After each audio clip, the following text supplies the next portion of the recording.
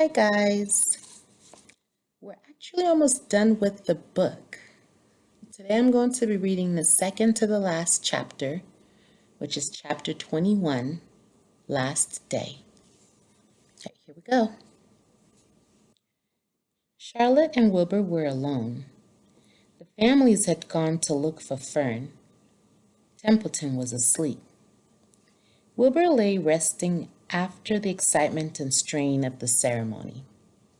His medal still hung from his neck. By looking out of the corner of his eye, he could see it.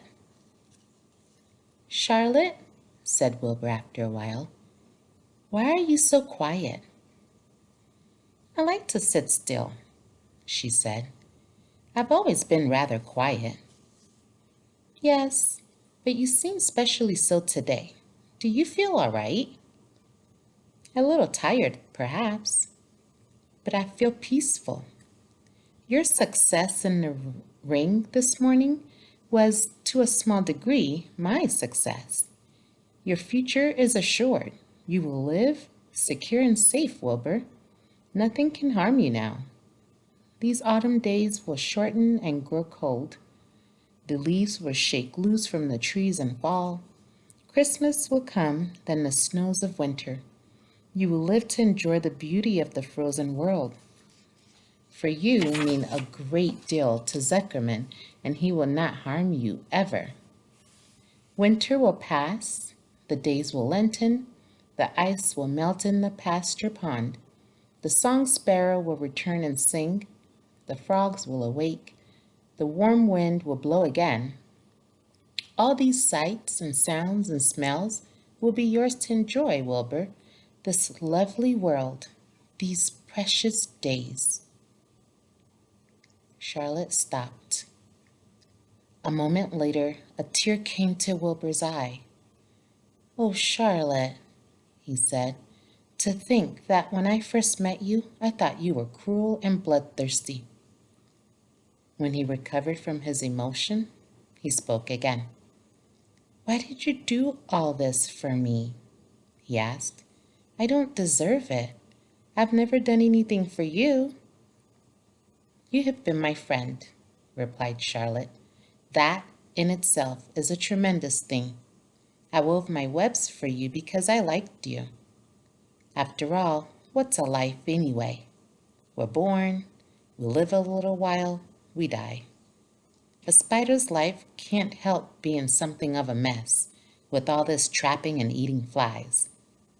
By helping you, perhaps I was trying to lift up my life a trifle. Heaven knows anyone's life can stand a little of that." "Well," said Wilbur, "I'm no good at making speeches. I haven't got your gift for words. But you have saved me, Charlotte, and I would gladly give my life for you. I really would." "I'm sure you would, and I thank you for your generous sentiments." "Charlotte," said Wilbur, "we're all going home today. The fair is almost over. Won't it be wonderful to be back home in the barn cellar again with the sheep and the geese? Aren't you anxious to get home?" For a moment, Charlotte said nothing. Then she spoke in a voice so low Wilbur could hardly hear the words. "I will not be going back to the barn," she said. Wilbur leaped to his feet. "Not going back?"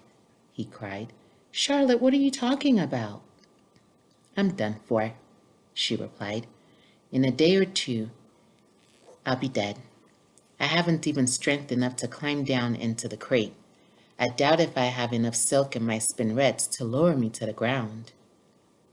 Hearing this, Wilbur threw himself down in an agony of pain and sorrow. Great sobs racked his body.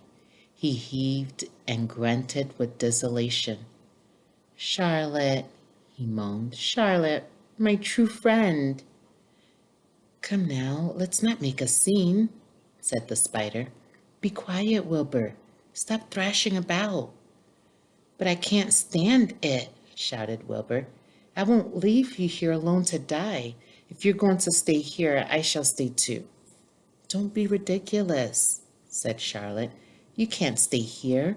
Zuckerman and Lurvy and John Arable and the others will be back any minute now, and they'll shove you into the crate, and away you'll go. Besides, it wouldn't make any sense for you to stay here. There'd be no one here to feed you. The fairgrounds will soon be empty and deserted. Wilbur was in a panic. He raced round and round the pen. Suddenly he had an idea. He thought of the egg sack and the 514 little spiders that would hatch in the spring. If Charlotte herself was unable to go home to the barn, at least he must take her children along. Wilbur rushed to the front of his pen. He put his front feet up on the top board and gazed around. In the distance, he saw the Arables and the Zuckermans approaching. He knew he would have to act quickly. "Where's Templeton?" he demanded. "He's in that corner under the straw, asleep," said Charlotte. Wilbur rushed over, pushed his strong snout under the rat, and tossed him into the air. "Templeton!"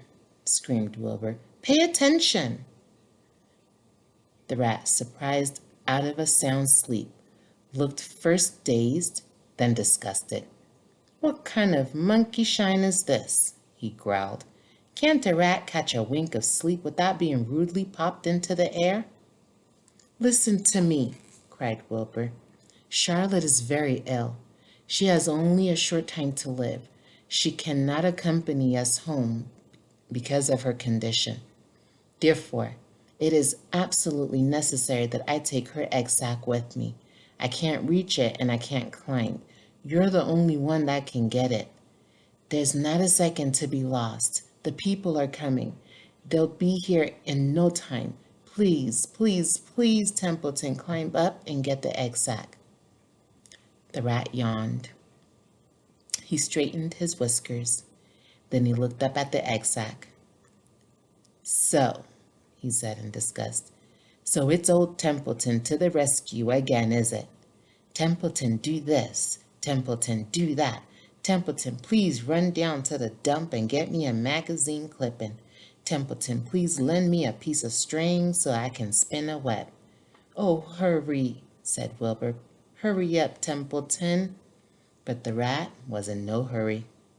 He began imitating Wilbur's voice. "So it's hurry up, Templeton, is it?" he said. "Ho, ho. And what thanks do I ever get for these services? I would like to know.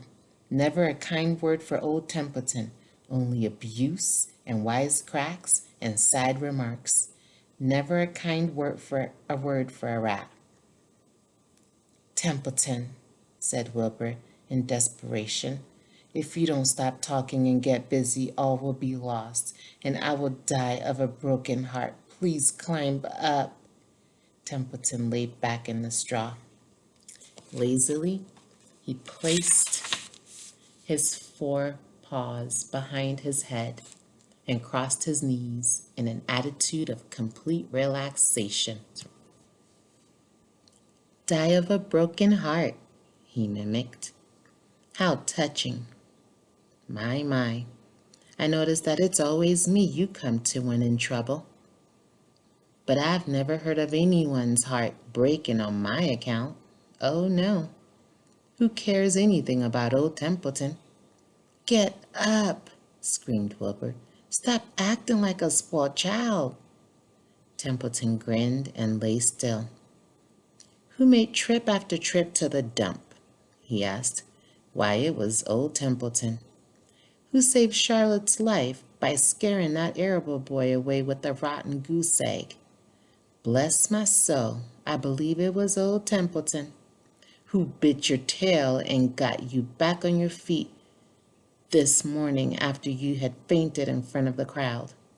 "Old Templeton."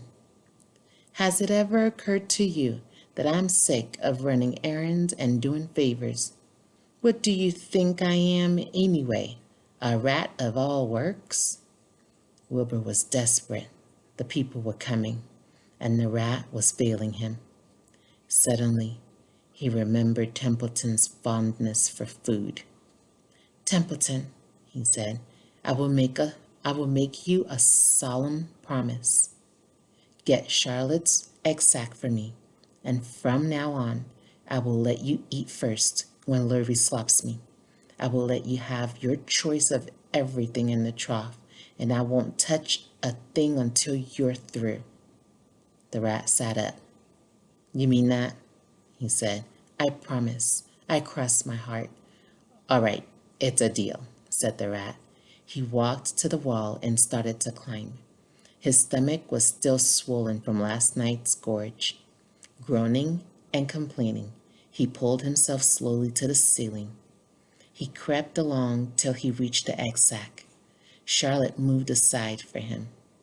She was dying, but she still had strength enough to move a little. Then Templeton bared his long, ugly teeth and began snipping the threads that fastened the sack to the ceiling. Wilbur watched from below. Use extra care, he said. I don't want a single one of those eggs harmed. The thick in my mouth, complained the rat. It's worse than caramel candy. But Templeton worked away at the job and managed to cut the sack adrift and carry it down to the ground, where he dropped it in front of Wilbur. Wilbur heaved a great sigh of relief. Thank you, Templeton, he said. I will never forget this as long as I live. Neither will I, said the rat, picking his teeth. I feel as though I'd eaten a spool of thread. Well, home we go. Templeton crept into the crate and buried himself in the straw. He got out of sight just in time. Lurvy and John Arable and Mr. Zuckerman came along at that moment, followed by Mrs. Arable and Mrs. Zuckerman and Avery and Fern. Wilbur had already decided how he would carry the egg sack. There was only one way possible. He carefully took the little bundle in his mouth and held it there on top of his tongue. He remembered that Charlotte had told him that the sack was waterproof and strong. It felt funny on his tongue and made him drool a bit. And of course, he couldn't say anything. But as he was being shoved into the crate, he looked up at Charlotte and gave her a wink. She knew he was saying goodbye in the only way he could, and she knew her children were safe.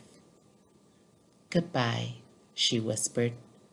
Then she summoned all her strength and waved one of her front legs at him. She never moved again. Next day, as the Ferris wheel was being taken apart and the racehorses were being loaded into vans and the entertainers were packing up their belongings and driving away in their trailers, Charlotte died. The fairgrounds were soon deserted.